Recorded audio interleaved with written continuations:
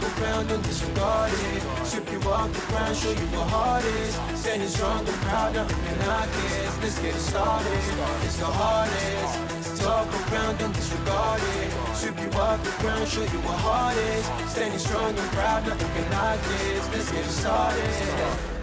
Yeah, get your boots ready. We're about to go on a trip where we wrestle, nobody settling or calling it quits. You're here for the grit, betcha this stuff is amazing. You're stumbling, welcome to the bump in the apron. Step into it, the hardest part of the ring. Here to bring fun, yeah, and this art he is king. It's the best thing, making sure you don't tap out. Don't go soft with the hardest podcast out. And it's not just another one, it's clear. Off the rest, in this content, none contest. Take the nonsense off the steps. You know it's nothing but pure gems when it's coming off the chest. Get it? Now it's time to sit and relax. Get your mind blown away, ain't no skipping this track. Have you paying more attention, no listening gap. Get everything I ever wanted, no giving it back. Yeah. What's up, everybody? Welcome to the Apron Bump Podcast. I'm your host, the hardest part of the ring, Kyle Bird. Happy holidays, everybody. Hope everybody's holiday weekend went swimmingly. Hope everybody's all revved up for the new year. New year, new me, huh? Who's with me? No more fisting squirrels in the, I don't know. What do people do in the, hope everybody's got their New Year's resolutions ready, huh? For 2024, New Year's resolution, New Year's revolution is not the pay-per-view we're talking about today, but that was a Raw pay-per-view. Speaking of Raw pay-per-views, we got Raw below. I don't know. I was trying to segue into the deal here, but we got WWE Bad Blood 2003 on our hands today. What an interesting little show this was. The first ever brand-specific pay-per-view presented by the WWE here in the summer of 2003. A Raw branded pay-per-view. Don't turn this off. Don't turn it off. I know it's Raw in 2003. I know we've spoken about how dreadful Raw has been this year, but I will say this is a surprisingly entertaining show. I'm not going to go out and call it a good show, but we'll get into it. But there is a lot of tomfoolery and shenanigans with a little bit of good wrestling, I suppose, which it's a perfect blend as far as I'm concerned. But yeah, we got up top, we got Triple H defending the world title against Kevin Nash in a Hell in a Cell match. Brutal. McFoley's there. It's a whole thing. We got the saga of Goldberg's failed first run in the WWE. That's continuing with a match against Chris Jericho. We got Ric Flair versus Shawn Michaels in a supposed dream match. Is it? Well, we'll get into it. We got, Rodney Max here. Chris Nowinski. Don't turn it off. I said don't turn it off. There's other good stuff too, even though those guys are here. Who can forget the Redneck Triathlon? We got burping contests. We got pie eating. We got rolling in pig shit. Oh, it's a hoot. There's a lot to get into, and we might as well dive right into it. But first, let me give a shout out to my guest, Marcus, from the World Elite Wrestling Podcast. You can check out the World Elite Podcast wherever you listen to podcasts, as well as live on YouTube and all that jazz. For everything World Elite Podcast, check out the description for all the social medias and whatnot.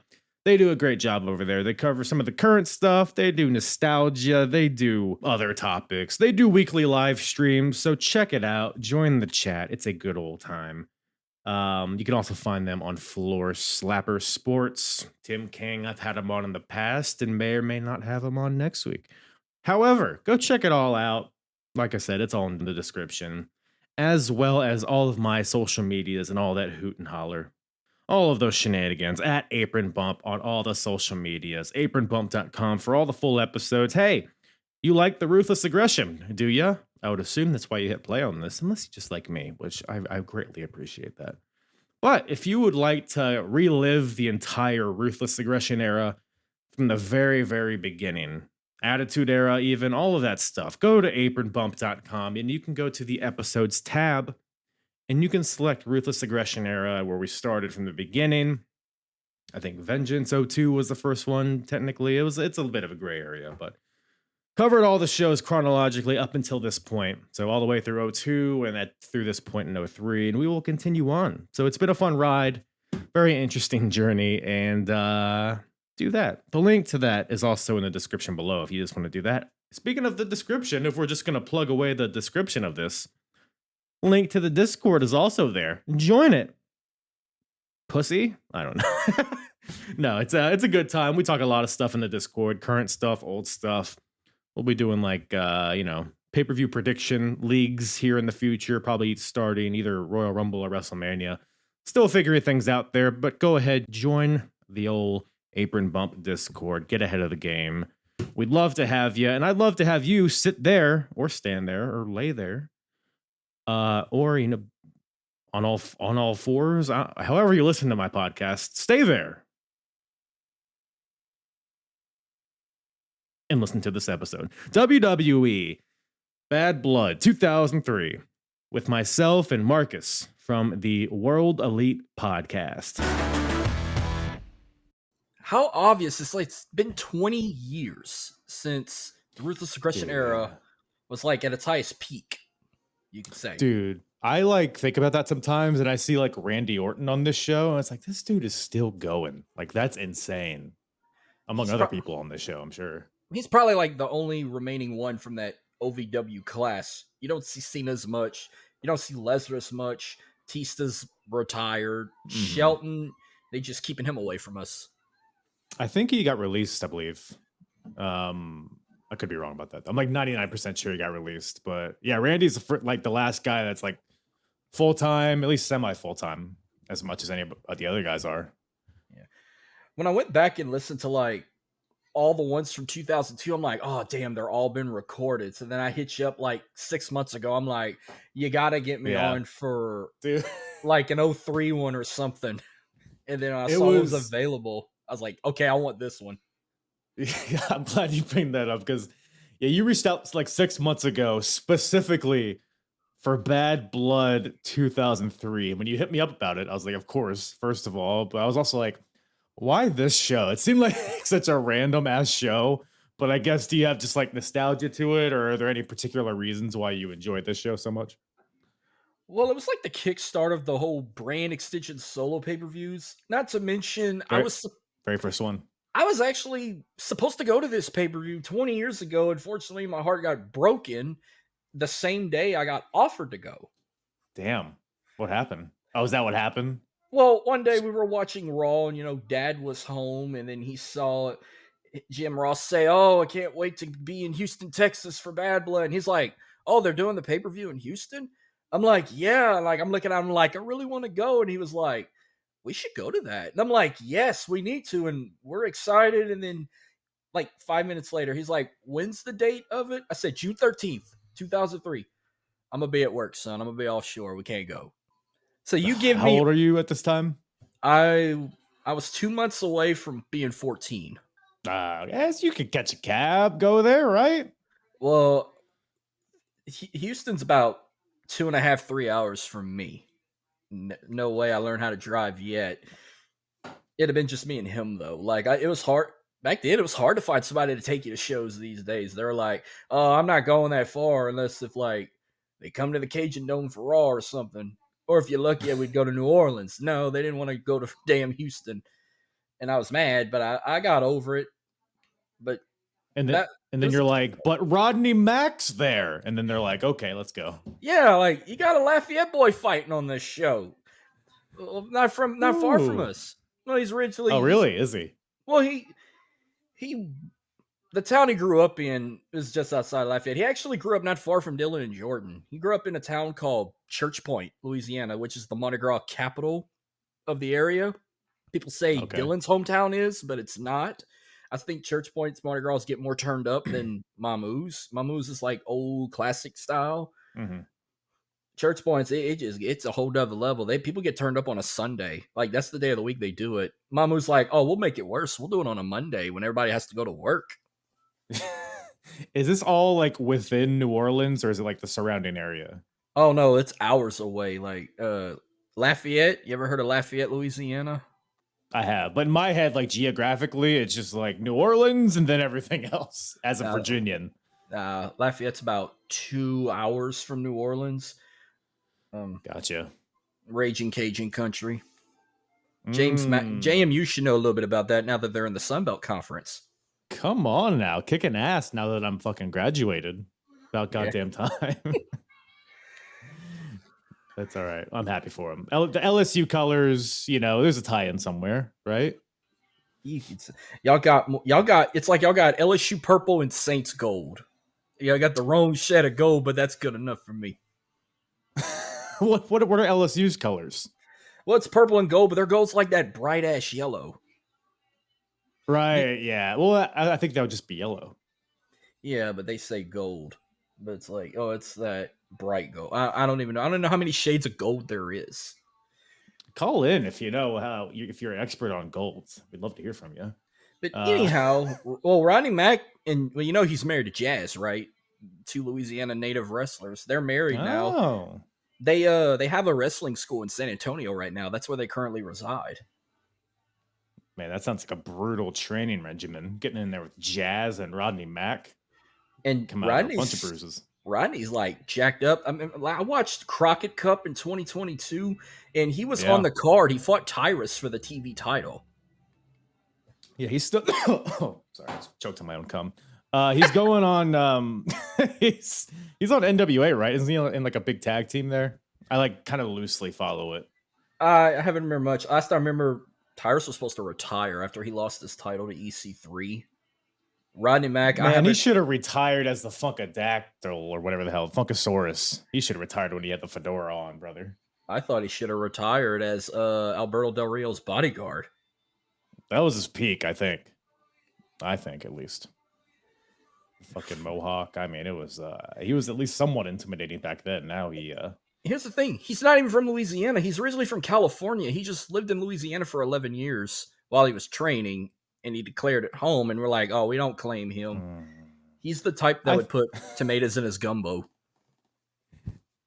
Are you not allowed to do that? Is that a sin? Yeah, that is a sin. Man, so I went to a wedding last year, and it was like a Louisiana, like a New Orleans family, and they made gumbo for like the morning after. And to me, it didn't seem like a brunch kind of thing. But goddamn, pal, a gumbo when you're hungover for whatever reason is just the cure. Like, I wouldn't know how to make it myself, but goddamn, you give me some not local, but locally made, I guess, gumbo. I'd suck a cock for that one. But any hoozle. Well, I was in for a special treat before I came on here. I remember my old lady called me to go pick up some cookies for our son's Christmas party, and she was like, oh, hey, do you want anything from Popeyes? I said, no, even better. I got Kyle's thighs tonight. I hope you said that. I hope you gave no context either. Who's Kyle? Don't worry, honey. Mind your own goddamn business. Because all I'm hearing is like, Kyle's got the juiciest thighs and just nipple mania is running wild with everyone you have on your show. So I'm like, I don't like how this is just the lore that's going around the streets. I don't like this is the scuttlebutt. I'm not just a piece of meat, Marcus. I have feelings too. Anyways, so what are we talking about here? We got Bad Blood, and but 2003. Just before we get into the show itself. 2003 WWE is a very interesting time. I think SmackDown is awesome. I think it's arguably one of the best years for SmackDown. Raw, on the other hand, which is relevant here because we kind of mentioned it before, but this is the first ever Raw specific pay-per-view. The first ever just brand specific pay-per-view ever. And so we just got Raw here. Raw is, for the first half of 03 is rough. I think it gets a little better in the back half. What are your thoughts on this time period? I guess the TVs in general, just the overall product of WWE in general. Well, this was when Raw moved to Spike TV. This is when Raw was at its. Right. I thought Raw on Spike TV was a whole different level. It kind of gave you an Attitude Era vibe. This was when Austin and Bischoff were running Raw together for like 6 months. But what I don't understand, why do they say Austin and Bischoff present Bad Blood? Why not just Raw? That was a head scratcher. Well, because I mean, they do represent Raw. So like, I think that in kayfabe, it's supposed to be like, why else would it just be Raw, not SmackDown? Well, it's them presenting a paper. I guess they're forking up the capital for the overhead and the lighting and the whatever the hell, the travel. So, and I think because Vengeance is after this, which is SmackDown only, and I forget exactly how it goes, but I'm sure Stephanie's like, well, if Raw's going to do that, well, then Stephanie McMahon's going to present Vengeance. Although I don't think it was billed that way, but she's more of a babyface, and Bischoff and is kind of an egomaniac. So I don't know. I actually, But where were we? Oh yes, the Redneck Triathlon, of course, which is that's probably your favorite part of the show, right? you could say that. Yeah, I mean, I've got I got a rant about that. That's kind of funny to me. That just made me wonder, like, what if this or this when we get to it that I've paid real attention to, of how many times I've watched that pay-per-view over and over again. Like, I don't know where you want to start, but I got something to say about the triathlon. Good thing it only happened once. That's all I'm gonna say. Yes. Well, we could talk about the actual triathlon as we go along here, but I don't know if you've ever like stopped and looked at the other options that were on this wheel that was spun. Because for anybody listening who is unfamiliar with this, That's what Redneck Triathlon, it is Steve Austin, Stone Cold Steve Austin, versus Eric Bischoff in a triathlon, but the theme is redneck, and there's going to be 3 events. And these events are chosen by a wheel, like a roulette wheel. And there's a bunch of different competition possibilities on there. And we'll get to like what was actually chosen. But do you happen to know any of the options that were not chosen for this? As a matter of fact, that's what I meant to say. First off, I've always loved the wheel. Like, every time they would go to Vegas for Bischoff would do called Raw Roulette. You love wheels. Yeah. I love wheels. They just go round and round. Just like my balls. That's what you're a big fan. Yep. What's up? Just 4 of them. Like R-Truth, what's up? You spin them around. Like when he would do Raw Roulette, balls? What? you see the matches you could spin on, like a steel cage match, a TLC match, an I Quit match, all this. And we've had all that happen on Raw. Well, for this particular event, I'm not going to say the 3 that were chosen, but I remember I've paid good attention to that wheel that it did not land on. And I've always wondered, what if it landed like, can you imagine Austin and Bischoff in a tractor pull or chainsaw competition, a game of horseshoes, cow tipping, gnome stealing? What do they like to do in Texas? Okay. I was gonna ask you, because you're Louisiana, and as far as I understand it, anything down there is redneck. So it would be fair to say you're a relative redneck, right? No, not my area. We're Cajuns.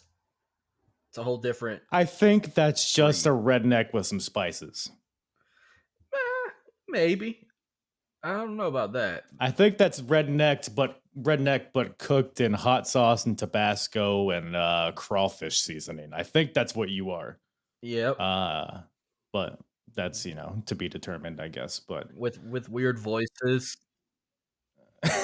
Well, let me tell you something about these gators. You know what I'm saying? But lawn gnome stealing. Would you consider that a redneck activity? I thought that was just a high school kid activity that wants ecstasy. Have you ever stolen a lawn gnome? No, but it's never occurred to me. No, I've purchased one. See, that's quite the opposite of stealing. And I don't have a garden. I just purchased one because it was an LSU gnome, and I was like, I'm gonna add this to my museum of LSU collectibles in my house. I'm gonna fill it with ecstasy. That's fair. That was gonna be my next guess, actually. But yes, the ones like chainsaw competition, monster truck rally. WCW already did that though. Hog tie contest. I saw a chili cook-off, which that would have been interesting if it would have landed on Ha- that. I mean, if we're just cooking stuff, we might as well do a roadkill bake-off, huh? Mm, yeah. Huh? Squirrels, raccoons, throw it in an oven. See what comes out. That's what we could have had at Bad Blood 2003. But I even saw Demolition Derby. I saw that yeah, how too. does that work? That doesn't seem. It seems like a lot of paperwork. A lot of waivers need to be signed to do that. I would Oh, think. But last but not least, they uh, had bull riding as a choice. Bull they riding. did. Big in They Texas. did. And the Rock's Mantar is not even there, so that would be a challenge to accomplish that. So, tobacco spitting, line dancing. I mean, the options were aplenty, but there line was none of dance. these that were chosen. But Can you imagine Bischoff and Austin? you're a big line dancer, right? Hell no, I hate line dancing. It's the dumbest shit in the world. And that's all you're going to Okay, get in jeez, today's you only get hot. society. All in today's society, when you go to weddings today, Tell that's 'em. all women want to do is line dance to like the Cupid Shuffle or the Freeze or Boot Scoot and Boogie or Flex or Cha Cha Slide, all this bullshit. I think you just made half of those up, but I digress. The freeze. What the fuck's the freeze? It's a Do song. it for me. I can't do that. I refuse to do it. I'm sitting down. It's a song. Oh, Just stand up and do the freeze. God damn it! it's a song by Ronnie Millsap. It's not the song ain't even called the freeze. That's just what they call the dance. Oh, it's gonna do the freeze. Yeah, those whores, right? Yeah, I'm with you. Whores and boots. The song's actually called "If You Don't Want Me To" by Ronnie Millsap. They just call the freeze. Do the freeze. Play the freeze. I see. I'm not gonna play the freeze.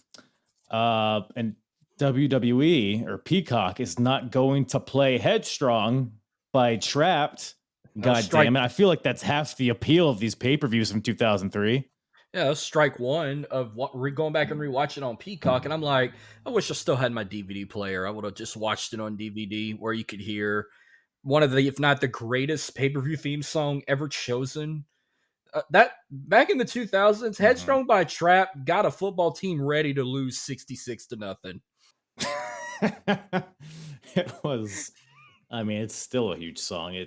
It's hilarious that it was just a Raw pay-per-view theme song, but that could have been like a SummerSlam theme or something.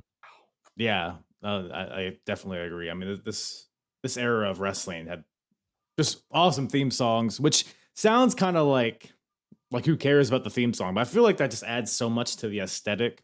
That plus the stage and like another thing I love about this era is how these pay-per-views, they all felt like pay-per-views, whether it was the music or the stage or the lighting or whatever the hell. I mean, how much do you think that stuff contributes to like the quality of a pay-per-view?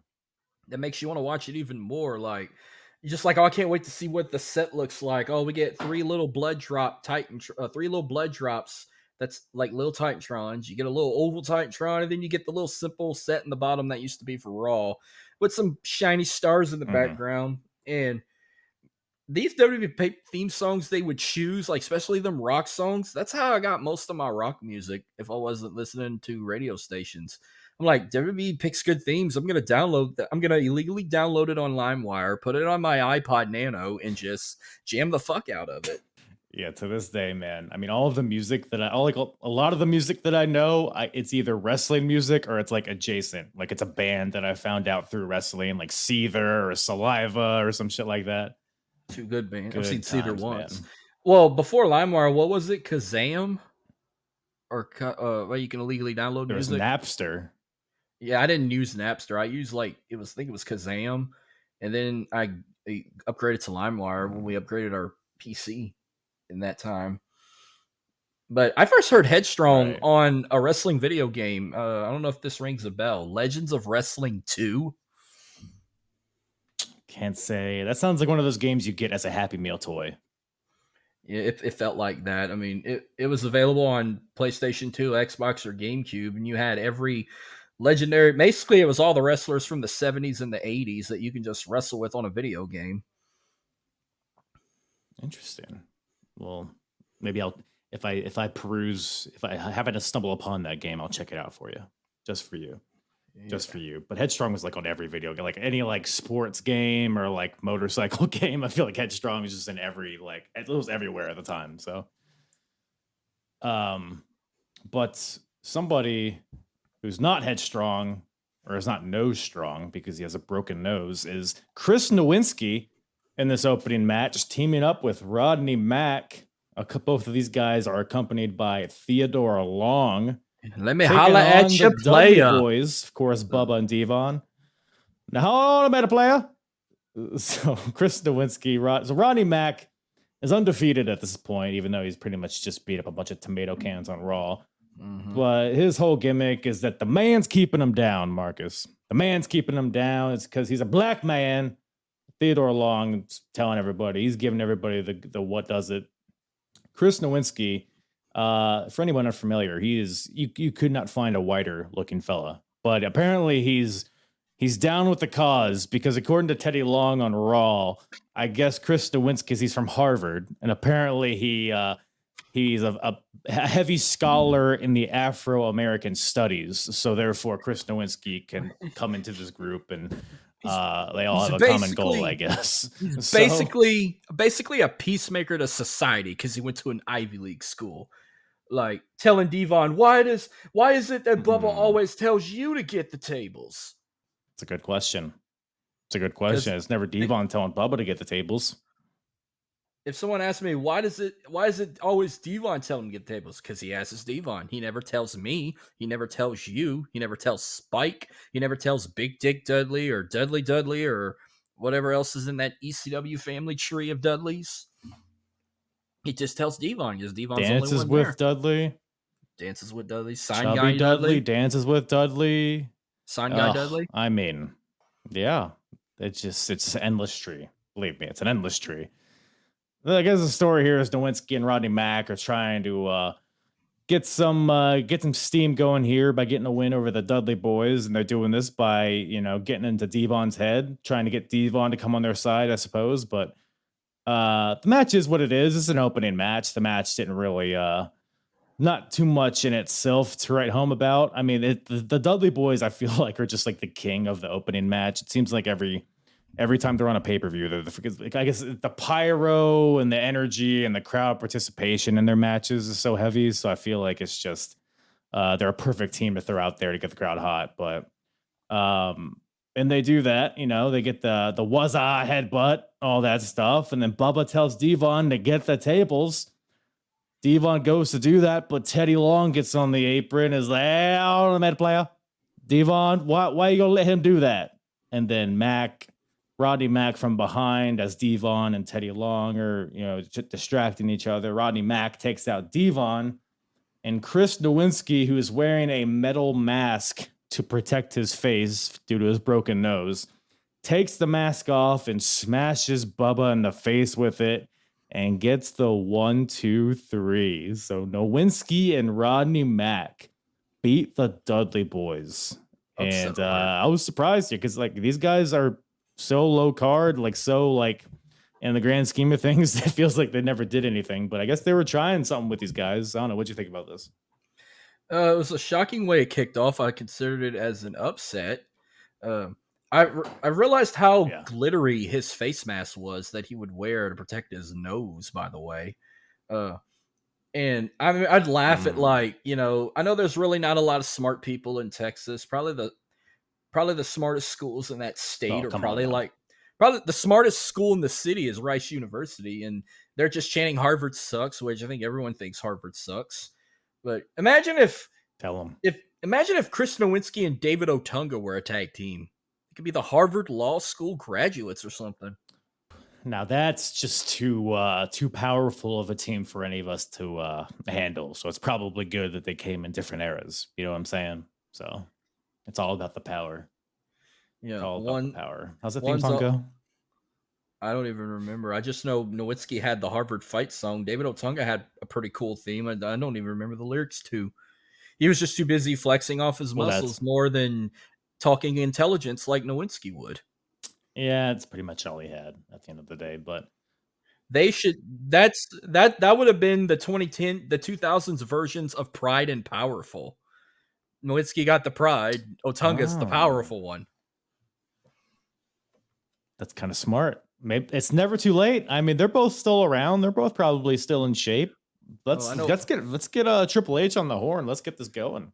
I know Otunga's like been filming movies lately. Nowinski like actually like does like type of investigations and shit. Like I know he did like Benoit's brain scan investigation after his passing. Mm-hmm. He like examined his brain and all that. Yeah, he's big into concussions. I believe Chris Nowinski ended up getting a concussion that would end his career. So definitely passionate about that. I thought he got that playing football because that's all JR brag about is like playing on. He was the captain of the Harvard football team and won an Ivy League championship. Oh, slobber knocker. Yeah. It was probably a culmination of concussions. He's probably on his first dozen at this point. But, well, let's move on to something that's very hard to get a concussion doing, although it felt like I was getting a concussion watching this. We got the first leg of the Redneck Triathlon. Again, Steve Austin versus Eric Bischoff. The first contest, which I believe they spun the wheel on heat before the show.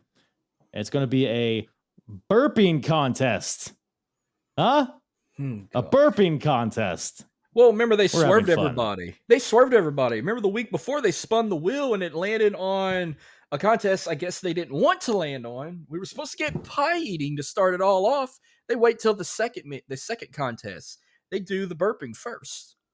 And I can't. Yeah, I mean we still get pie eating, you know, or whatever you want to call that. But yeah, I don't know. I don't know who I feel bad for. The people watching Eric Bischoff's fake burp reactions, or do you feel bad for Terry Runnels being in between them two, acting like fools?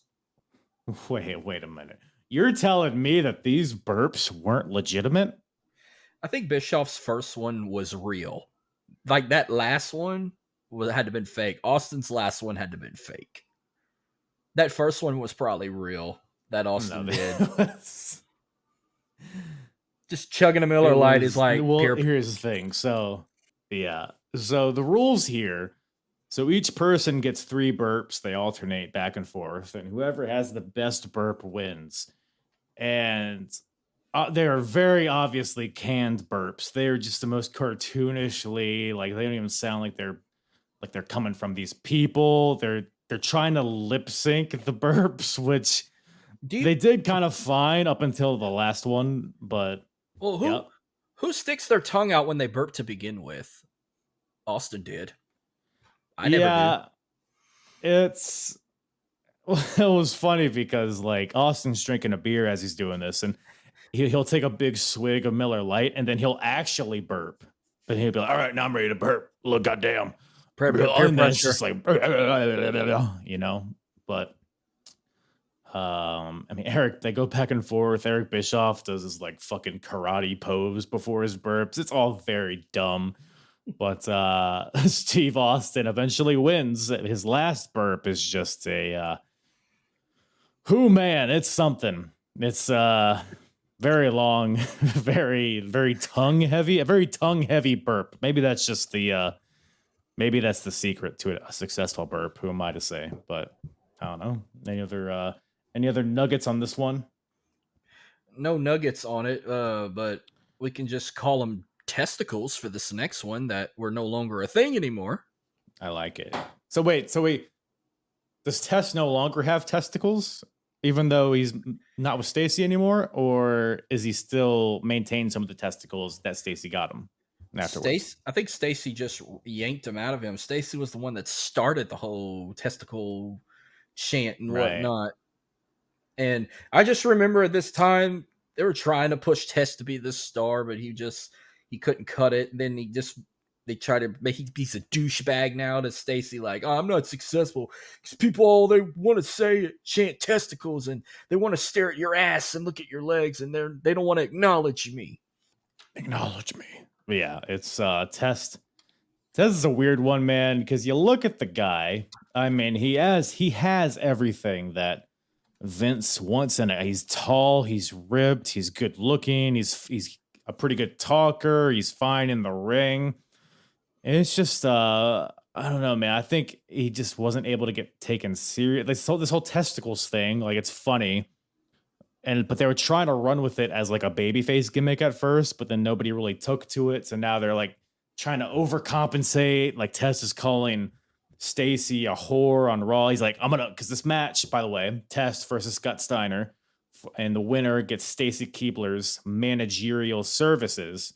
And Test on the Raw before this is like, I'm going to win this match, Stacey. And afterwards, I'm going to make you my whore. And then he pulls her in and just force kisses her. It does not age well. But Tess is he's a scumbag here. So I guess they're doing what they want to accomplish. But he still comes out with testicles and big text on his Titantron. So it's kind of like, I don't know, man. And then you got Scott Steiner, who was fighting for the world title a few weeks ago. And now he's a goddamn joke, and this match just furthers that. Even though he wins, but I don't know, man. What'd you make of this whole match here? I mean, it was obviously was gonna win it, but I mean, he's the big bad booty daddy. He needs a big bad booty to be the daddy. To Stacey. Wait, so Stacey's ass is the daddy? Is what you're telling me? No, I said he calls himself the big bad booty daddy, but he needs a big bad booty to be the daddy. To be her daddy. Oh, for him to be the daddy. I see. I smell what you're cooking. Yeah. I smell it. Yeah. You smell what the Mark is cooking. There you go. It's like, that's what they say. That's what they say. In Scott Steiner math, what was the % chance of Test winning and walking out with Stacey's managerial services, you think? God, that's a good question. I might need a notepad here. All right. Well, so you got one Stacey, but 2 testicles. Now you multiply that. That's 2 still, but you got Scott Steiner's 2 peaks on his biceps, so you add that to it. Then you divide it by the amount of testicles that Test no longer has, which is probably about a third since he lost Stacey. She probably took a lot of that market share. So overall, I would say probably like a 2/3 and 7/8 chance of walking out with Stacey. If I think the math checks out. You can tell me if I'm wrong though. He's a graduate from James Madison University, so that's a mathematician right there. Holla if you hear him. Oh man, holler if you hear me. But yeah. So the match is what it is. Match actually isn't that bad. I was expecting a lot worse. Even though it starts out with and this is like kind of a semi-famous GIF because Tess comes out. Well, they both come out, but then Stacey comes out last. Tess goes out to like grab her or something, and then Scott Steiner leaps off the apron to land onto Tess, or at least he. A botch. I forgot he was trying to dive off the second rope into a double axe handle, and he just lost himself. I'm glad you brought that up. I guess his foot got caught up in the apron. He just falls short. It's tremendous. It's probably the highlight of the entire show, to be honest. What was funnier, Scott Steiner's botch or the chair ricocheting off the ring rope hitting Tess in the head? Ooh.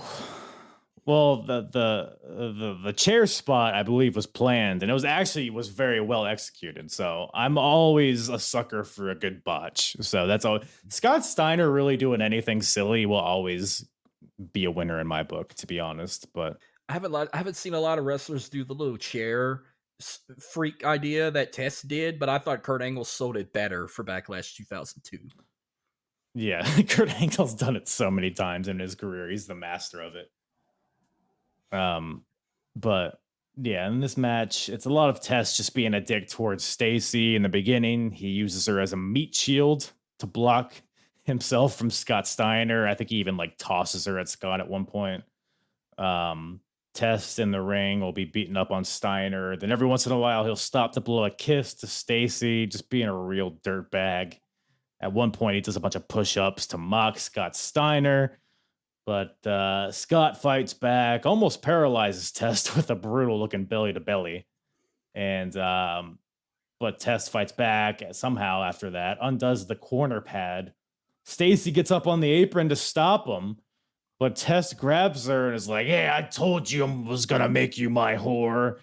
And then Steiner tries to intervene, but Tess gets out of the way and is able to hit a big boot for 2. That was a pretty good false finishes. I kind of bid on that one. I thought that might have been it, but it's at this point where Tess gets frustrated, goes outside, grabs a chair, shoves down Stacey on the floor as she tries to get it away from him. In the ring, Tess swings the chair at Scott Steiner. Steiner ducks.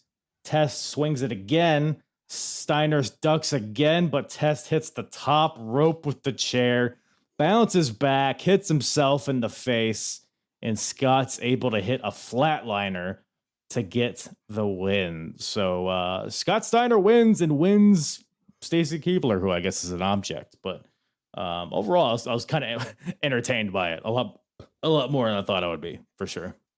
I was entertained looking at Stacey's fine ass the whole time and her cheering on Big Papa Pump and booing her ex and Tess, and goes home with Big Papa Pump herself and did some managerial services, if you know what I mean. A lot of What do you think these services entail? Probably a few lap dances, missionary, Steiner math. Because she's got legs of sorts, huh? You get what I'm saying?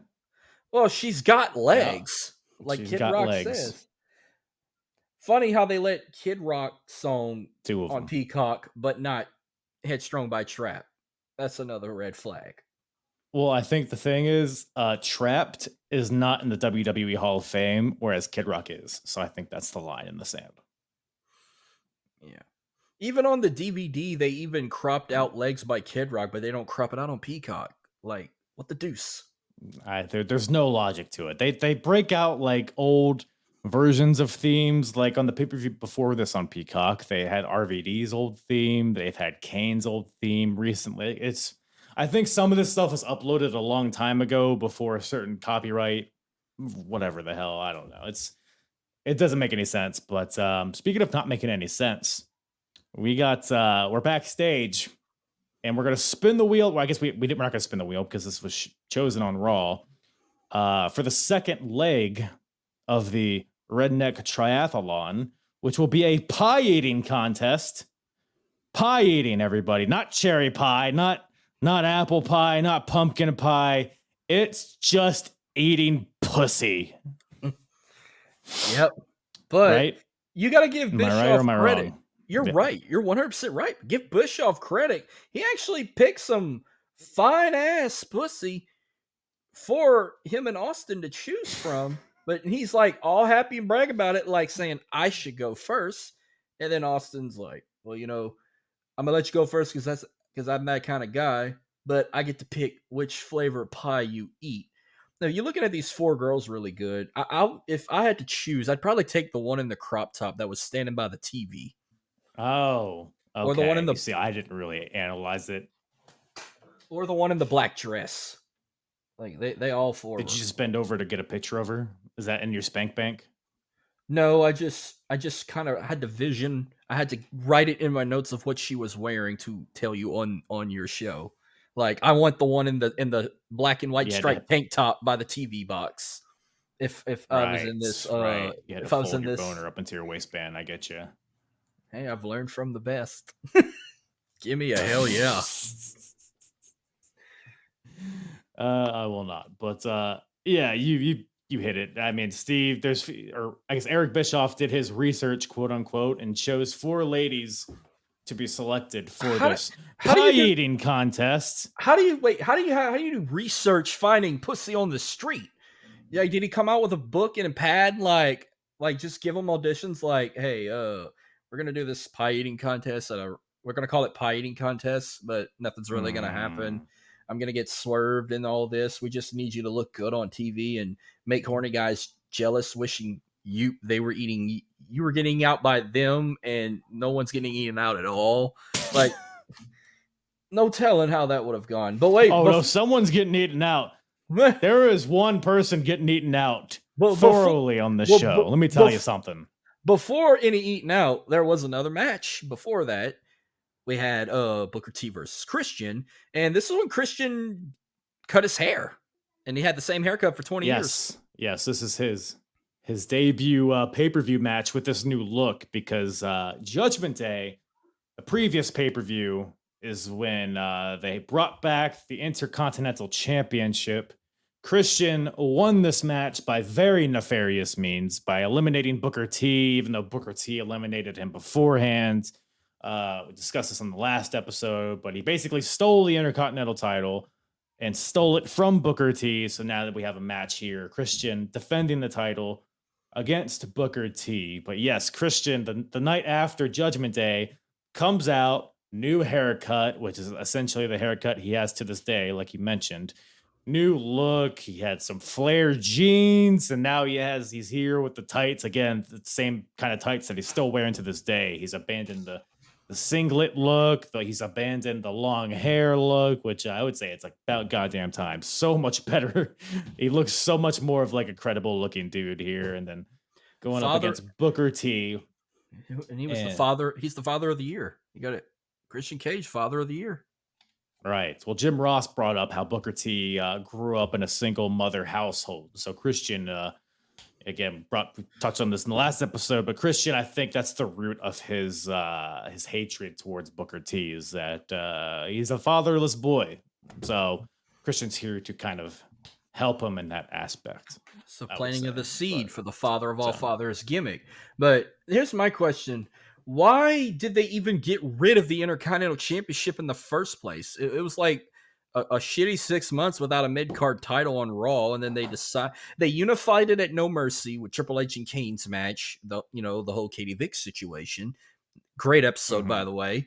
And then 6 months later, they're like, oh, SmackDown's going to bring back the United States Championship and call it that. You know what? We're gonna take a shovel. We're gonna go to the grave and just dig up the revives of the Intercontinental Championship and put it on the Father of the Year. Yeah, no, it's very interesting because Raw had the world title, the European title, the hardcore title, the Intercontinental title, and for whatever reason, they just got the women's all title, of those secondary titles, so that it was just the world title. Well, they had the women's title still. It was just those two titles, and I guess the tag team titles too. But yeah, it was a poor judgment. It made for some pretty awful TV in those 6 months. So I'm glad they brought it back. Not that this is like a cure-all or anything, but it adds depth to these kind of type of shows and gives guys like Christian something to fight for. And this ultimately, I mean, as far as his WWE career and this like part of his career is probably his peak, because he's, no longer just a guy in the background in the Un-Americans. He's not the Marty Jannetty to Edge. He feels like his own guy, and his new look, I think, all contributes to that as well. But I mean, this match, though, I'll tell you this, I thought it was a really good match. It was a fun back and forth match. You have Christian busting out the rock bottom, which is funny because he's classy. He's calling himself the new People's Champion. He's calling his fans the Peeps. So it's a little fun dig at the Rock there. Quick question, quick thing. Sorry to cut you off. He was calling himself. You said he was calling himself the People's Champ, or he was demanding to get called all this, but instead he was getting called a creepy little bastard. I think CLB is a little farther down the road, but he's acting like a CLB. That's for sure. But Booker T, he hits a scissors kick at some point in this match over the top rope from the outside, which I thought was really unique. Then hits a missile drop kick right after for a 2 count. Hits the spin-a-rooney. And then Christian skedaddles with the championship belt. He runs up the ramp with it. He wants no part of this. But the ref grabs the mic and says, hey, if you get counted out, you're going to lose that title too, Buster. Why Nate? doesn't every ref just do this? Is my question. Was it Lil Nate that was the ref, or was it like Jack Doan or something? I thought it was Lil Nate. That was Charles Robbins. I think Jack Doan. I believe it was Jack Doan, yeah. Okay. Funny how fast he was counting for that, but if both men were outside the ring, it would take him 20 seconds to count the one. Oh, he's tired of Christian shit, I think, is the thing. So he did it the right way. Can't really. He was like 1, 2, 3. Instead of 1, 2 breathers, 2. It's referee's discretion, Marcus. Yeah, the deals of a creepy little bastard, you could say. And then he gets himself disqualified. He hits him with the title. And why can't the ref just be like, hey, you're not allowed to do that. You lose the title at this point. You know what I'm saying? So it's, I don't know. This, like, it's a DQ finish. Ultimately, the Christian retains. I feel like nowadays we don't see this as often, like DQ finishes on pay-per-views, and we'll touch more on that later as well, which I'm glad to see. But yeah, I was enjoying the match. I thought the match was really fun, but the shitty horseshit finish, I thought, really took this down a peg. And but they're in Booker T's hometown of Houston, so I guess they got to screw him over, huh? I think that's the rule. It's like every time he goes to Houston, they boo him. Like the last 2 or 3 pay-per-views I remember him fighting at in Houston, he got booed. He was never supported in Houston. I don't get why. Now they want to support him, but like from 2003 to 2007, they didn't give a shit if he showed up in Houston. They always booed him. Well, maybe they just think he's actually from Harlem. Maybe they think that's his real hometowns. Maybe they just don't respect that. You know what I'm saying? He was cheered a lot in Madison Square Garden, so yeah, maybe he's morally from Harlem, New York, instead of Houston. That all checks out. Well, speaking of Harlem, I bet a lot of cunnilingus happens in Harlem. But speaking of which, we got a pie eating contest on our hands here. Leg 2 of the Redneck Triathlon. Pie eating contest. We got Jerry the King Lawler in the ring, who I guess is the host of this little deal. I will note that there's no bed in the ring. There's no other apparatus. I mean, who else are you going to get to host this? You know what I'm saying? Imagine Jim Ross. Like, Jim Ross, ladies and gentlemen, are you ready for us a pie eating contest? This is going to be a slobber knocker. I mean, we at least had him on commentary, which was a treat in its own right. Oh, yes. Oh, my God. When we get to that, I got him and King had the two best, what you call it? Damn, what do they call it when the punchline? They had the two best punchlines of the whole damn segment when we get to it. But yeah, Bischoff comes out first. Right. Then Austin getting that big Texas ovation, and Austin brings the women up the screen, and all the men are just like horny as hell because then they agree like, you think that's 4 hot looking women? Give me a hell yeah. What's been funnier too is that even the little like 10-year-old boys are like hell yeah in the crowd. Like there were some crazy fans in that crowd. Did you ever catch the 2 guys in the front row that was dressed like Winnie the Pooh and Tigger? Did you not catch that? I did not, but you say I didn't. You're saying that they were horned up though? Oh, Nipple Mania was running wild in the Compaq Center.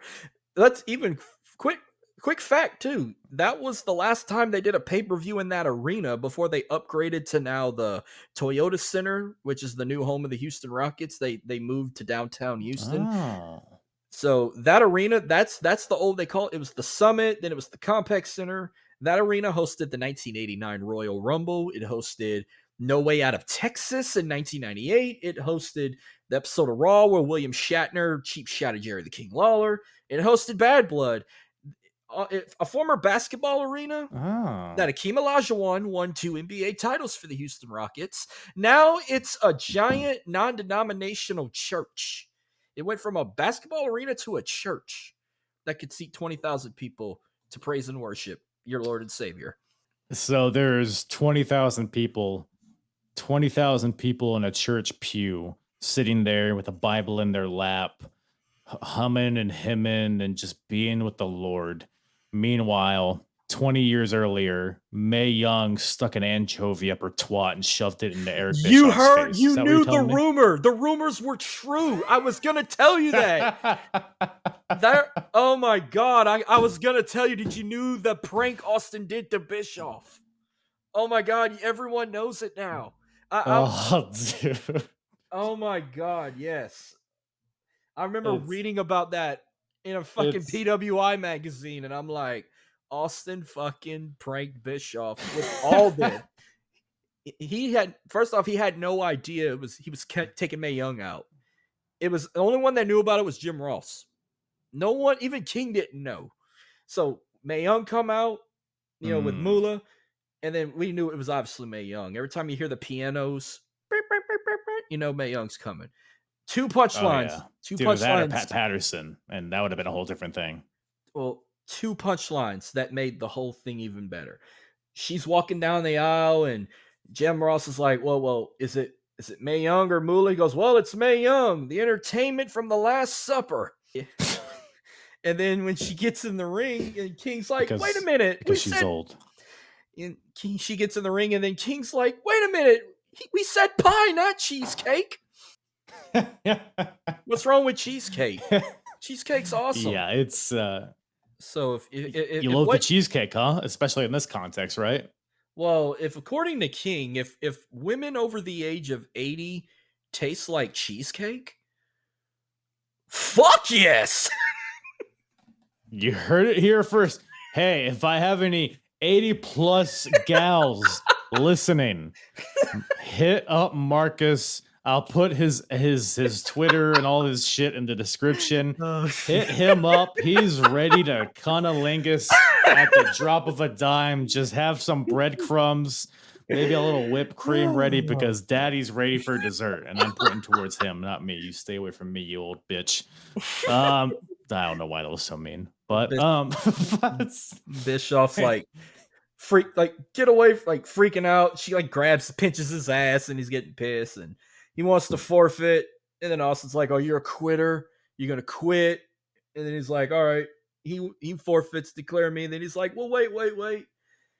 You always said anyone can do the pretty ones. And then he just looks at her like, let's just get this over with, make it as painless as possible. He just kisses her. Then Austin's like, well, he's like, let's see you top that. I was like, what the hell are you talking about? Top that? You kissed her. This is a pie eating contest. And then she kicks him in the balls, takes off her heels. Probably the oldest thong I've ever seen in my life. Mae Young in a thong in what's now a church. Was the thong itself old? I don't know. She probably got that at the Victoria's Secret at the Galleria in Houston, no telling. Hits him with a Bronco Buster, and sure enough, the rumors were true. She stuffed her crotch with a fucking sardine or anchovy and made it smell like that. And then he's just coughing up fish breath. Like, all right, Austin, you bastard, your turn. And Austin gives her a stunner, and he forfeits and forced a third round of the Redneck Triathlon. It's brilliant move by Steve Austin, first of all, and the fact that he actually gave her a stunner. I was howling watching this. It was Did your wife watch it with you? Not this show in particular, but I might make her review it and see what her thoughts are, because I'm sure she'll love it. But I gotta say this though. Mae Young, look, I don't know how old she is at this point. She's gotta be at least 80. Mae Young in a thong. Now, I say that, and you might be listening like, wow, that sounds awful. But gotta give the devil her due for an 80-year-old ass. Like, I mean, you could do a lot worse. You know what I'm saying? Mm-hmm. Smooth. It was look, we're not, it wasn't voluptuous I mean, it was a little bit voluptuous, but I mean, she's not at the back of the line as far as I'm concerned. She had to been 79 or maybe 80, because she passed away in 2014 at 90, and she would be 99 right now. So she was probably either 79 or 80 at the time. Okay. What would you rather? Would you rather take a Bronco Buster from Mae Young with anchovies down her crotch, or eat Deborah's cookies? Oh. So we're talking about her literal cookies, right? The dry ones that she made for Steve Austin that one time? Yeah, or McMahon's reaction eating them, or Kurt Angle reaction eating them. Yeah, I don't know what makes them taste like shit. I mean, they look delicious, but taste like shit. I don't know. I never ate a bad cookie that I can remember. Well, see here, I prefer the taste of fish over feces. So personally, I'll probably take fish, if that answers your question. Mm-hmm. That's just me. Good answer. That's just me. So you're not tasting cheesecake though. You're tasting fish. Well, it's like a cheese. It's like a fish flavored cheesecake, which is Ooh. actually making me start to gag a little bit just thinking about it. They So I probably think we make might as well move on. they probably make that in Seattle or something with their fish throwing they do over there. Fucking Daniel Bryan and his stupid bullshit up there. Um, Kurt Darby Cobain, what Allin have too. you? But well, we got the World Tag Team titles up on the line next. We got the champions, Yep. Kane and Rob Van Dam, taking on La Resistance, the team of Rene Dupree and Sylvain Grenier. 20-year-old Rene Dupree, by the way. He probably didn't even hit Ooh, I puberty think yet. both the La Resistance guys are like, they're both like 20, 21, which is wild.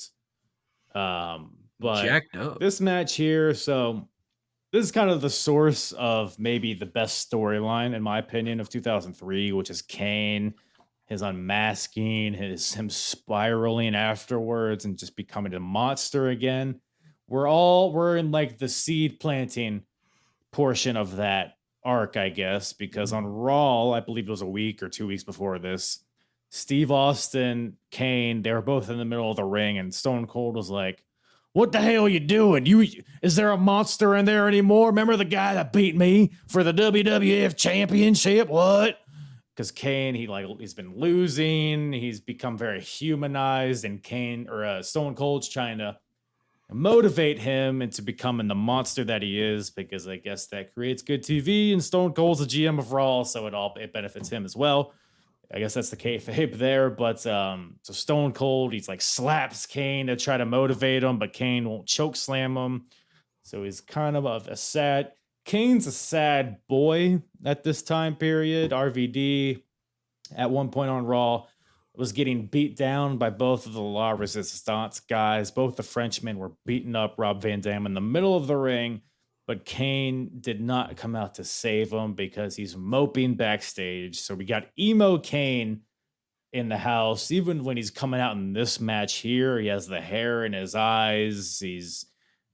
There's no fire to him, pun intended. But so we're kind of in this is the before picture, and we're gonna get the after picture later in the year. But I don't know. Any thoughts on this match specifically, though, as far as the match itself?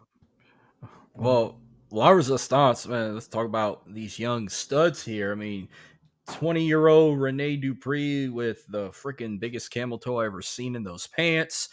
Juiced up Rene Dupree and Sylvain Grenier. But yeah, that's what it was. Sylvain and Rene. This was before they had Rob Conway and everything. This was when it was Vive la France and not Quebec. They would shit talk America.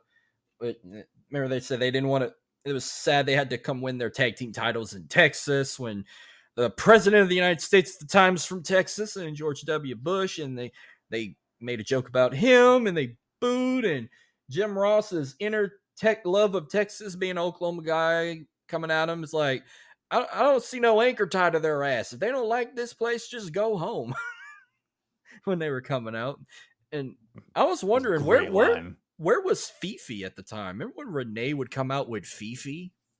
Yeah, I think Fifi. I don't think Fifi comes into the picture until Renee goes to SmackDown and is facing John Cena for the U.S. title, which is just a crazy sentence to say in hindsight. But with a small little camel toe in his wrestling tights, in his small boots he wears, doing his. Okay, you seem very fixated. First of all, is it a camel toe if it's a male bulge? It's very small. I couldn't even tell. Like, I'm more distracted with that more than his dance that he would call the French tickler. His little hop he would do from the side with his hands out. He calls it the French tickler. Like, pretty choosing French name. Tickler. Am I right or am I wrong? I'm like, look, it's the French tickler. And I'm like, I hear from adults, don't you say that. That's a bad word. It's obviously... I didn't realize at 13 years old, French tickler was a freaking bad word until I did some special type of research. What does French tickler mean? I wasn't aware that was innuendo. French tickler. I thought it was like, at first I thought it was like a dance, and then they were like, no, a French tickler is like a sexual thing. It's like it's a condom with rib I'm gonna look it up here. protrusions. It's a condom with rib protrusions. But I've always thought the French tickler was like a special The hell type is of. this? It's a fucking weird condom. Oh, at first I thought it was like a type of fingering you do, but when I was like, oh wait, it's a fucking condom. I mean, hold on. Let me. Can you see my screen? Okay, I see it now. Well, yeah, I mean, I'm sure you're familiar with. this popped up on mine too. Like What the hell? it's a So you fucking put this condom. on? Do you put this on your penis? How's that front end pleasurable? It looks What? like a California exotic French tickler. Oh, Looks like it's made in California. Okay. Uh, Oh, you can buy it at Walmart. Unfortunately, wow. out of stock. It's at Walmart. A Walmart French tickler. I'll tell you For what. $10.99, you can get this. What? I'd rather Please. go to Walmart to buy a French tickler than get a Straight Talk wireless account. This is all I hear. Walmart commercials. Jim Gaffigan's Straight Talk wireless. I mean, it's the same effect, I think, because it's a condom, but at the end of it, it looks like a mace. Like there's spikes and there's protrude. Like it looks like just a bunch of bumps. It looks like one of those. Looks like a dog toy at the end of a.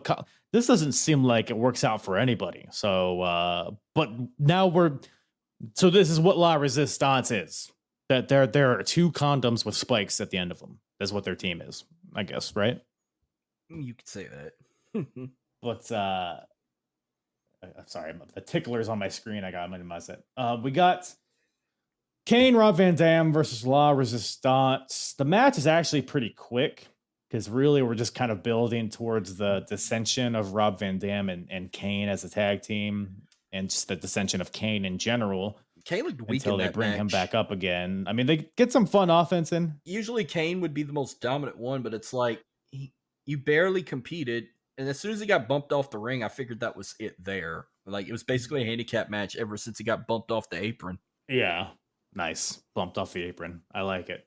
But Rob Van Dam goes for a plancha onto La Resistance, but they move and Rob Van Dam accidentally lands on Kane. And the Frenchmen throw Rob Van Dam back in the ring, hit their little double flapjack, and get the win. And they win the tag team championships. So La Resistance, new champions. Rob Van Dam, Kane are not too happy with each other, I would guess. And we're onwards and upwards from here. They held, if I'm correct, I think they held the titles for like a good few months before they lost them to, I think, the Dudleys. Rough period for tag team wrestling here in WWE, but I don't know. Any other thoughts on the match itself or any of the characters involved? I also consider this an upset. So we had like 2 upsetting tag team matches. Kane was like the weakest link. Like this was the different Kane. This wasn't the Kane I was used to. And then it disgusted me because at first I couldn't stand La Resistance come and wave the France flag and shit talking America and Rene Dupree's camel toes and French tickler talk and dancing and skipping around and a double spine buster that just a cheap finisher that does affect. I mean, they won the tag titles with a double spine buster, but you figured Kane would have came in and aided him. But it's like Kane didn't even budge. Like soon as he did what any typical other wrestler would, you fall off the apron, oh, you're knocked out for the rest of the match instead of coming in there and save the pin. Mm-hmm. Right. Yeah, well, it's just furthering what Steve Austin was saying on Raw towards Kane, how Kane's become weak. He's a shell of his former self. And again, he's really he needs something to find the monster within him again. And it's going to take an unmasking to do that. So I believe this is his last pay-per-view with the mask, at least until he brings it back way farther down the line. But so the Kane story is really, it's some good shit. Maybe not at this point, but eventually it's going to really take off. And that's the only thing I'm looking forward to as far as Raw goes for 2003. But, and that's pretty well represented here in this next match. We got Goldberg versus Chris Jericho. boy, howdy, does nobody want Goldberg here in 2003. Like, I forgot how bad this run was. Like, the match wasn't bad here, but there's Goldberg sucks chance, and the whole backstory is wrapped around how nobody wants Goldberg here, but that's like the reality of the situation. But Goldberg's supposed to be the good guy, and Jericho's supposed to be. It's kind of a mess, but I didn't really hate the story here, I guess, especially since it harkens back to their WCW days where, Chris Jericho could never really get above the level he was at in WCW. And a lot of that reason is because of Goldberg and his unwillingness to do a proper feud or at least a proper match kind of deal. But I don't know. What'd you make of this whole situation here? This match in particular was like one of the main reasons I wanted to go to this show. Big confession, I was a Goldberg mark when he was in the WWE. He was one of my favorites in WCW, and I was probably the only person in the world that was happy that he was there. And then Jericho, which everyone hated him, which I had a love-hate relationship with him. I loved him I like him more as a heel, the way he would declare he's the best in the world and whatnot. Yeah. To me, I felt like this was a dream match because we never got it in WCW, and I wanted to be a part of that. But instead, I watched it at home. But going back and watch it, you heard Goldberg sucks chants, and they're actually cheering for Jericho. I'm like, whoa, what did I miss here 20 years ago? But it was actually a decent match. Yeah, it wasn't a bad match, especially because Goldberg, obviously, he's known for these, really quick sprints of matches where it's just, spear, jackhammer, go home. But he's here with Jericho having a, 15-minute match or so. I didn't think it was that bad. It wasn't, it's not something that I would absolutely recommend somebody go back and watch. But, I thought it was fine. I like the storytelling here because they fight to the outside pretty much right away. Goldberg goes to spear Jericho through the barricade, but Jericho gets out of the way and Goldberg goes careening through the barricade, just takes it out, which this is before WWE did this every other match. Because nowadays, every fucking match has somebody going through a barricade. It's just a little foam, little poof, little stupid pad that falls over limply. But here it was like, oh, he's truly like shredding through this wall just because he's just such a beast. And that hurts his shoulder. And then Jericho attacks the shoulder throughout the match. He has a missile drop kick right to the shoulder. He's doing submissions on the shoulder. So I love the storytelling of the match. I think it's solid. Goldberg's head even gets busted open, I think, on the barricade, which is just par for the course as far as Bill goes. Jericho hits a lion salt on Goldberg's head. Goes for a second lion salt, but Goldberg catches him. Hits him with a brutal-looking fireman's carry slam of some sort. And then Goldberg, he spears Jericho eventually in the ring, but his shoulder's so beat down that he can't capitalize. And it was also kind of like a weaker spear than he traditionally does. And can't hit the jackhammer. Jericho capitalizes by hitting a low blow, and the ref's distracted, puts him in the walls. Goldberg flips out of it. And then we're back to, spear, jackhammer, Goldberg wins, lol, kind of thing. But I thought the match was solid.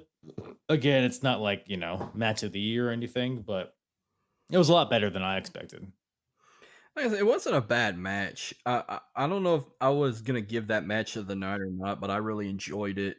But I must have missed Goldberg catching that spear. It didn't really look like a spear to me, especially the way he used to deliver it. But I did see he did win with a jackhammer. I think it was the injured shoulder that prevented us to see a spear we usually see. But you go back and watch, he was targeting the injured shoulder, but countering a walls of Jericho to a jackhammer. It's like, have we ever seen that before? No, yeah, and you're right. It was definitely, for WCW fans, definitely a dream match because Jericho spent weeks, if not months, trying to build to a match between him and Goldberg in WCW, but I don't think that ever happened. So now that we finally get it, now Chris Jericho's a star and Goldberg's like not quite the star he was. So we're kind of at an even point here, but ultimately we're still building Goldberg to try to bring him back to as prominent a role as he was in WCW, but I don't think they accomplished that in this run. It'll take 10 plus years for that to happen, but we'll get there eventually, I guess. But we are backstage to the wheel to decide the final event in the Redneck Triathlon, which, by the way, before we go backstage, they pan over to like a hog pen that's somewhere in the arena, which I hadn't noticed prior to this. So they just happened to have this hog pen in the arena just in case the wheel got lucky enough to land on this event, which was what, a hog pen fun or whatever the fuck it was called. Quick fact here. Yeah. I don't care what they say in the ring. When they say, oh, I can, newsflash, you'll be like, oh, I can smell that all the way from over here. I call bullshit on that because I attended Extreme Rules 2009. Big shit. If you remember, Vicky Guerrero, Santina Marella, hog pen match for the crown of Miss WrestleMania. They had a pig pen set in front of the set. I didn't smell not one set of pig shit or pig flop at all. So, without any further ado, No, Harry, one more time. I think your mic cut out. I said without any further ado. Without further what? Without any further ado.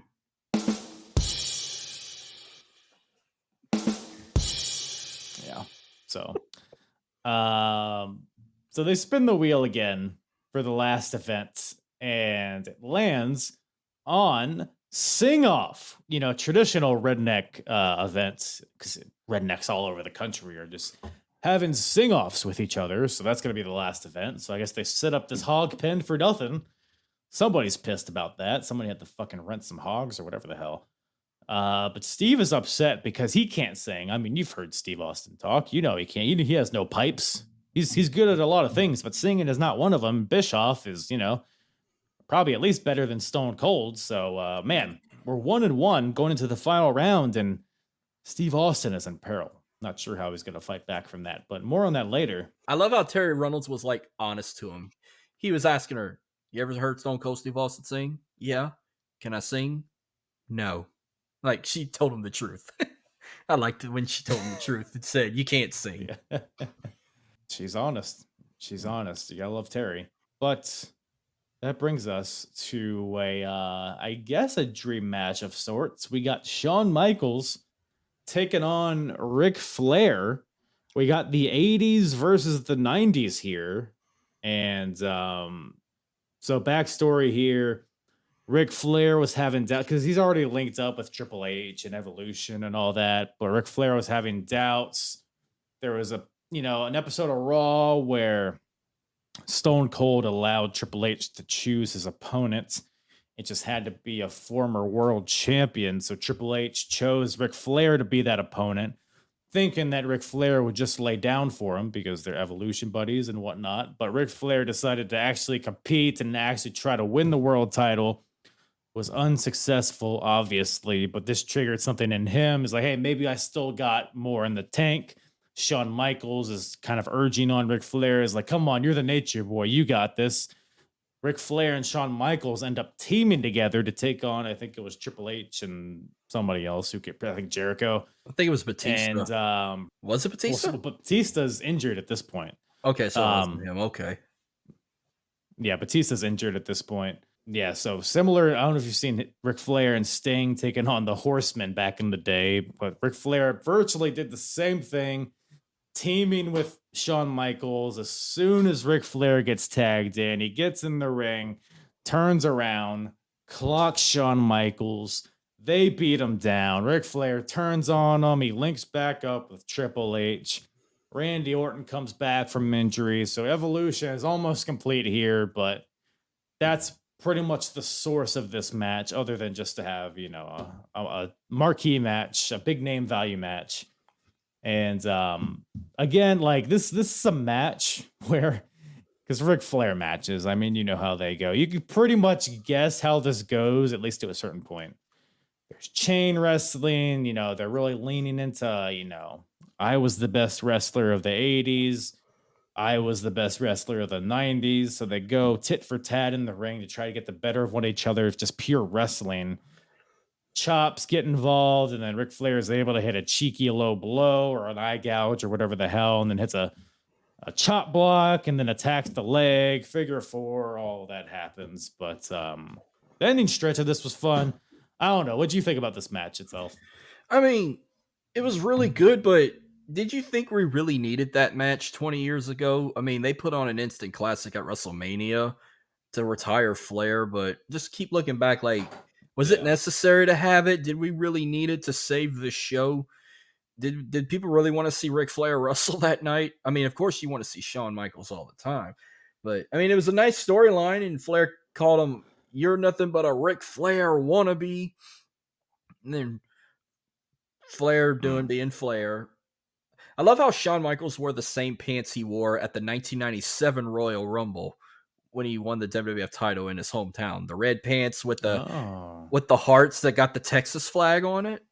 That's the same pants he wore at Rumble 97. Oh, I see. It's a Texas thing. It's a good call. Good little Easter egg there. Makes sense. He is a Texas boy, so that makes sense. And they are in Texas. But yeah, I mean, I don't know. I mean, who else would you have Shawn Michaels face? Or what other match would you put in this? Or would you just not have a match? Would you just go right to the main event? I mean, I would have loved to seen Randy Orton and Shawn Michaels at the time. Randy Orton kept getting involved, and I think, was he the Legend Killer at this time? Mm-hmm. Or was he still hurt? No. So we're still very early into Randy Orton. So he joined Evolution in the beginning of the year, got injured, and he just returned like 2 or 3 weeks before this. So he's good to go, I believe, to wrestle. Because he's had matches on Raw leading up to this. So he's good to go. He's not the Legend Killer yet. He's still very much just an unknown dude. Green. Like, he hasn't had any marquee matches like on his own right. He's still very good, but we're not at his Intercontinental title reign yet. We're not he's not really a star in his own right yet. So I think Shawn versus Orton may have been a good match, but I don't think it had the star power that Shawn versus Flair did at this point. He was still green at the time, but we ended up getting it like at the next Raw pay-per-view, Unforgiven. We get this match, but I mean, I think it probably would have been a banger, but I mean, this one was a good banger. Ric Flair took a spot with the table. Shawn pulling a SummerSlam 2002, doing a splash off the top rope onto a table outside the ring. Randy Orton sold that sweet chin music like that. As soon as he jumped the barricade, he turned around like that. I don't know. I don't think it was as big as an impact as that chair shot Brock Lesnar took from Jeff Hardy the year prior. That lives rent free in my head. No, nothing's gonna be as impactful as that, unfortunately. But it was a good match though. But it pissed me off that Flair won. Yeah. I didn't really I didn't see the table spot coming at all. It kind of came out of nowhere. But like you said, Shawn hits the splash onto Flair, onto the outside, gets up. Randy Orton, I guess, hops the barricade, gets in there, tries to intervene, but gets kicked in the face. Back in the ring, Shawn hits Flair with the sweet chin music, but then Randy Orton hits him in the head with a chair and pulls Ric Flair on top of Shawn, gets the win. And so I guess we're building Evolution at this point. Batista's still injured at this point, but I believe he comes back semi-soon. So we're still doing that. Randy Orton is still, like you said, still very green. But like in the matches that I saw him wrestling in the Raws leading up to this, it's crazy how good he was just this early on. And fun fact, he hit his first RKO the week before this. So we're still very early on in his career, but it's already off to a pretty hot start. I mean, big spotlight here at a pay-per-view, even in this capacity. So can't complain about that. No. Hell, I wouldn't have minded that being the main event. Maybe I overreacted there. Yeah, I mean, I think the main event should have been the last leg of the Redneck Triathlon, which is what we got up next. Mm-hmm. Again, we got a sing-off on our hands. Eric Bischoff comes out, says he's going to sing his theme song. So his entrance music that he comes out to, he's going to sing it. So he gets the audio guy to play it, and Eric Bischoff just poorly lip syncs to the vocals. Steve Austin hops up on the Titantron and says, "Hey, goddamn what? That's not you singing. Sing for realsies," or whatever he said. And then Bischoff is like, "Okay, I will." So he tries to actually sing it. It's not very good. Steve's like, You and suck. he says, "No, we're not doing this. I'm going to respin the wheel," which I don't know what gave him the authority to respin the wheel. I think that really goes against everything about a redneck triathlon, but he respins the wheel. Lucky for him, it lands on the hog pen match or pigs of Purposely fun or whatever did the hell they that. called it. Hog Which is pin lucky. fun. Pig pin fun or hog pin fun? I think it was pig pin fun. But purposely put it on pig pin fun. Yeah, he spins it like one notch and lands on that. And lucky for him, they have a hog pen set up. So the premise here, it's a hog pen match, just like Triple H versus Henry O'Godwin. You win by throwing your opponent in the hog pen. And Steve, he storms the ring, stomps a mud hole, and Eric Bischoff throws him up the stage, throws him off, or he gives him a stunner in the ring, and then drags his carcass to the top of the stage, tosses Bischoff off the stage into the pig pen, which is just wet and muddy and just grotesque. So Bischoff is just swimming in pig shit. So Steve, I guess, wins the Redneck Triathlon, goes to the ring, has himself a beer bash. What'd you think of that? What'd you think of this whole event, like this whole triathlon and as a whole, I guess? The triathlon was entertaining, you could say. Maybe the pie eating contest was the most entertaining of all. But remember, after he purposely put it on pig pen fun, there's another key Easter egg here. Remember when he said, "I'm coming down to that ring right now," and he addressed the fans. He said, "If Eric Bischoff tries to escape or doesn't want to participate, grab his sorry ass and throw him back into the ring till I get there." And what's that word he said? Like something like not deconcise or some shit like that. And then he's like, Bischoff's like, I deputize. Deputize. He said, "Y'all can deputize Eric Bischoff." And he's like, "I refuse." He goes, "I am whatever the fuck that word is. That's some JMU words right there." Mm-hmm. So he's just like trying to escape, and everybody like. So he goes into a corner. He jumps a barricade. If you don't know this guy's a Houston celebrity. There's a guy that throws Bischoff back over the barricade. If you remember that. They had an old man that threw him over the railing. Mm-hmm. He goes by, if you ever heard his name, he goes by Mattress Mac. He's a famous... I've never heard of him, no. His real name is Jim McInvale. He owns a multi-million-dollar furniture company called Gallery Furniture. He's from Houston, Texas. And he's a Houston celebrity, is what you're telling me. Well, he's a big supporter of the Houston Astros. He bets millions and millions of dollars. That's what he's been known for. Plus his shit talking to other teams. But he's world known, not say world known. He's world known in Texas with his commercials and his charity work and all his money he donates and everything.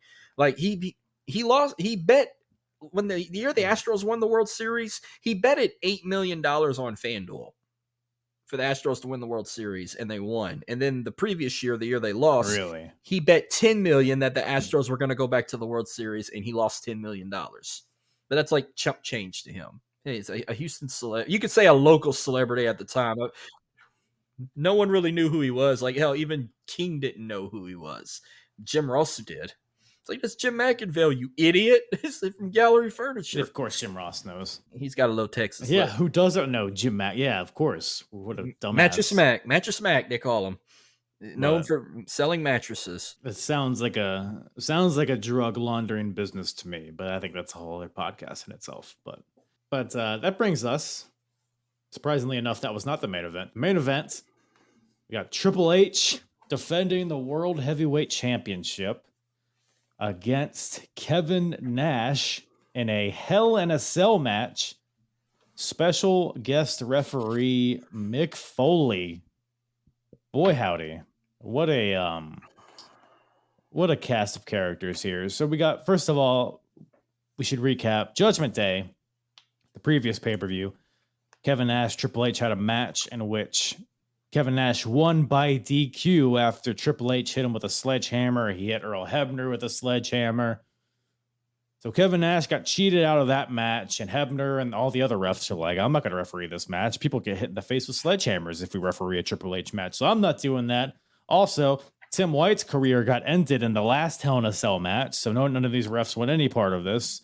So they have to, Steve Austin has to recruit a crazy bastard to referee this Hell in a Cell. And who better than Mick Foley, of course.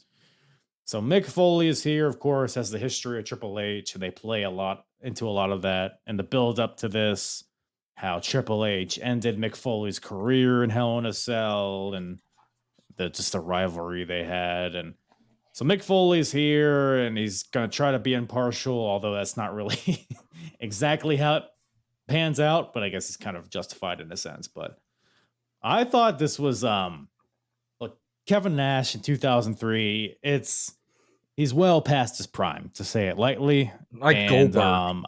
Yeah, I mean, Goldberg could at least move, though. I mean, in these early stages of this match, Kevin Nash is just wobbling around there. His knees are all fucked up, but they bring enough plunder and blood and barbed wire and chairs and steps and sledgehammers and Mick Foley bleeding for some reason, even though he's a ref. Everybody's bleeding buckets in this match. And honestly, like, for what it was, for Hell in a Cell, it felt brutal. It felt like hell. It felt like a cell. And it's really all you can ask for. So, I don't know. What do you think about this match? I forgot how brutal it was. I remember for years I didn't really like it, probably because I was just biased that they never...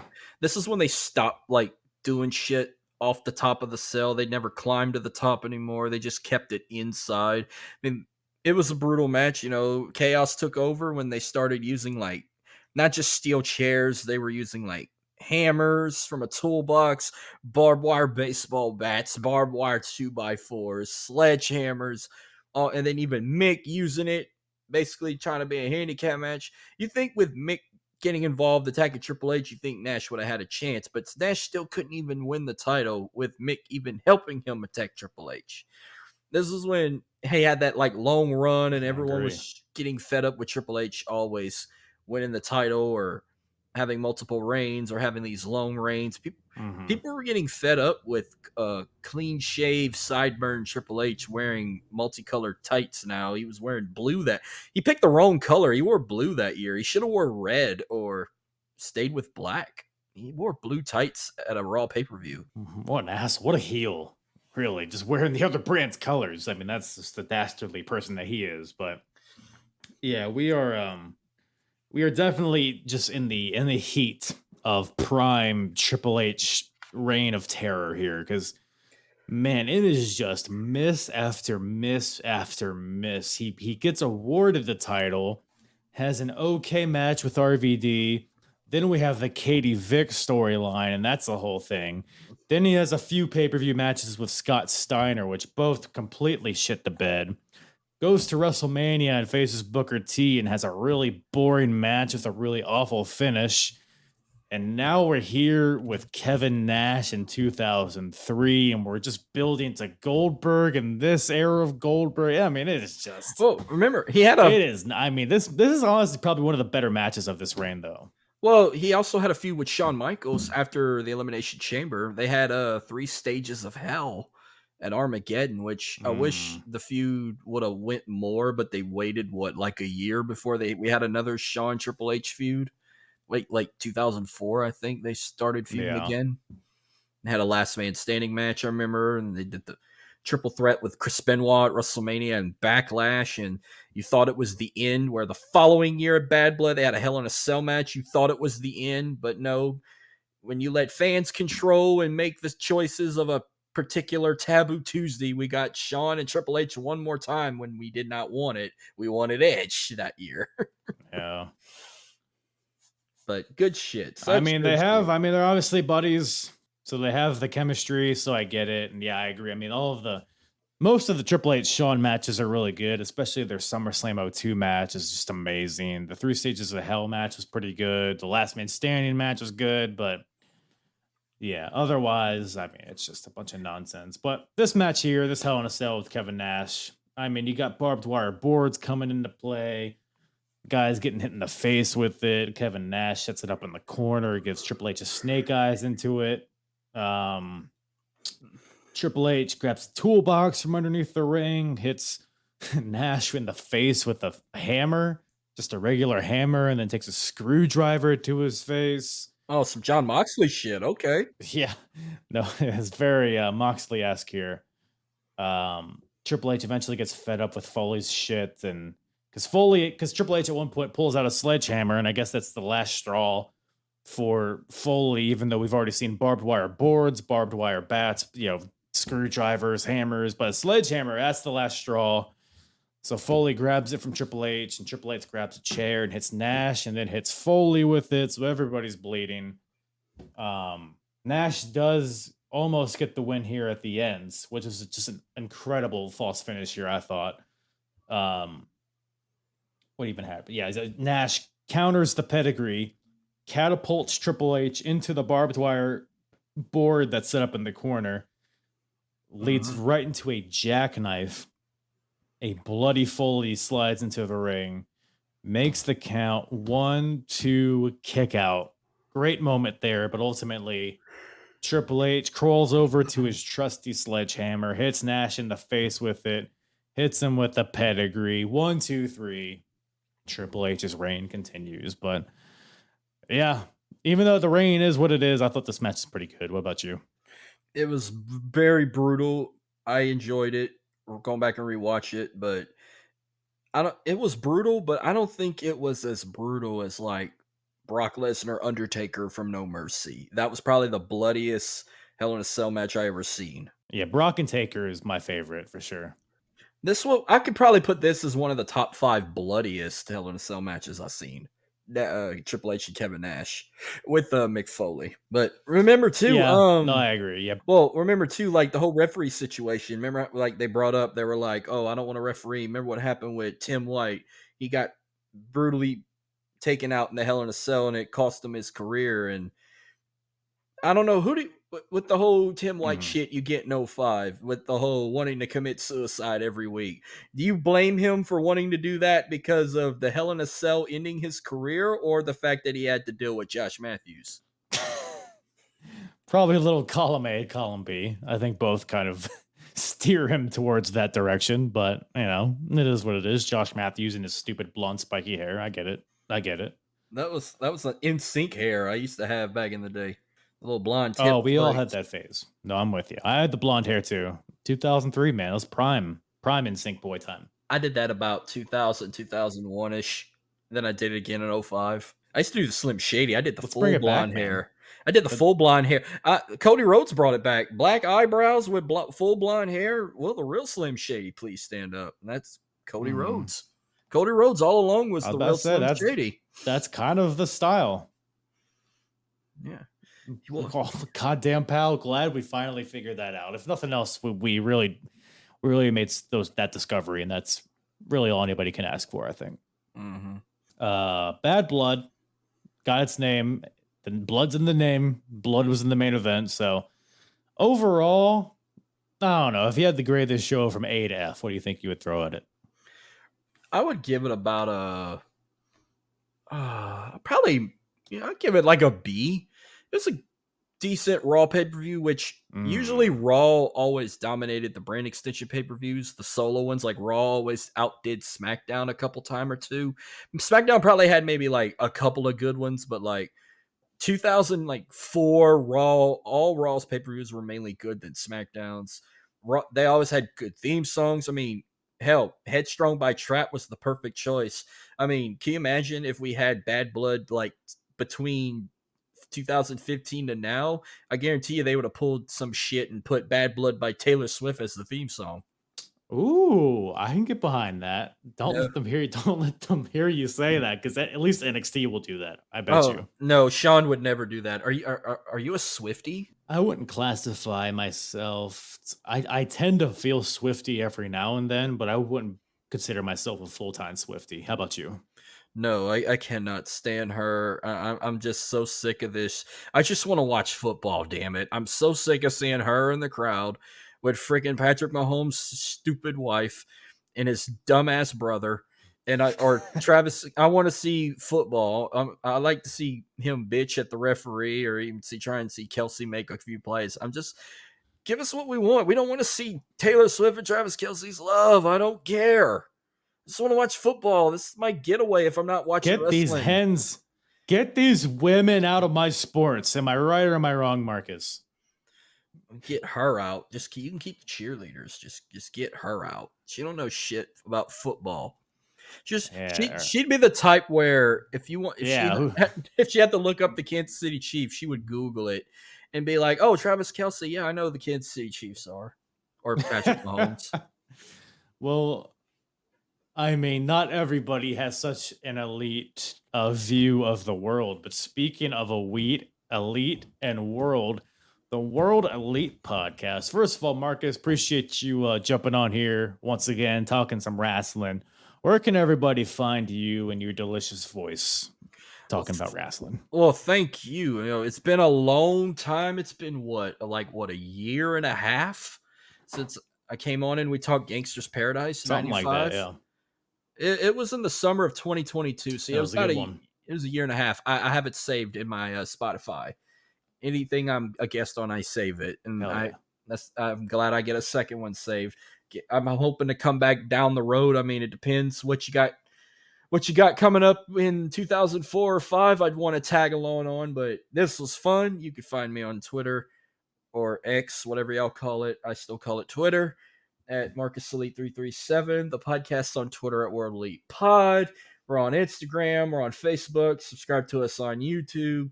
We're free and available wherever you get your podcasts for free on any audio platform. Spotify, Google Pod, Spreaker, iHeartRadio.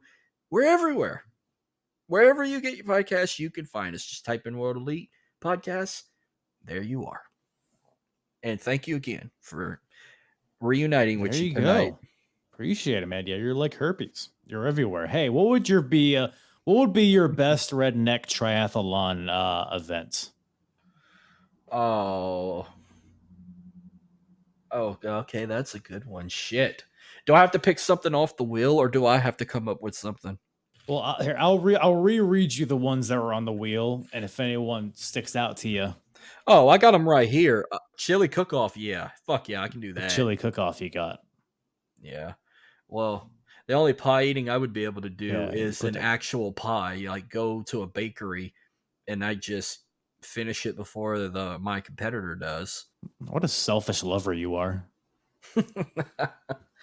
Yep. Like, I mean, that's the only pie I've been eating lately. Hell, I got a few Boston cream pies up in that cabinet. Yeah, I hear ya. No pie eating, just cream pies. The words of Marcus. There you go. Put that on your tombstone.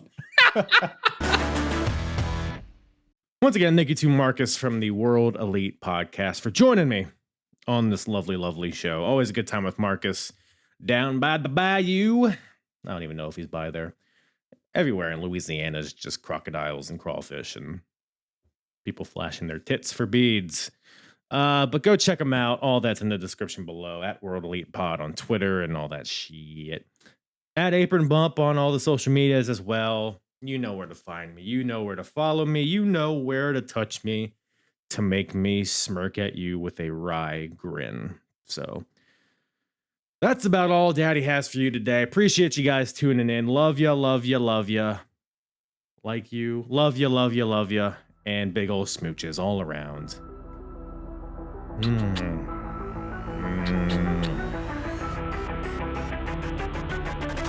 I'm hard. Yeah.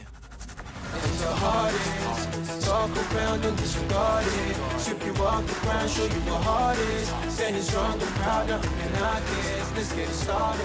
It's the hardest, talk around and disregard it. Strip you off the ground, show you what heart is.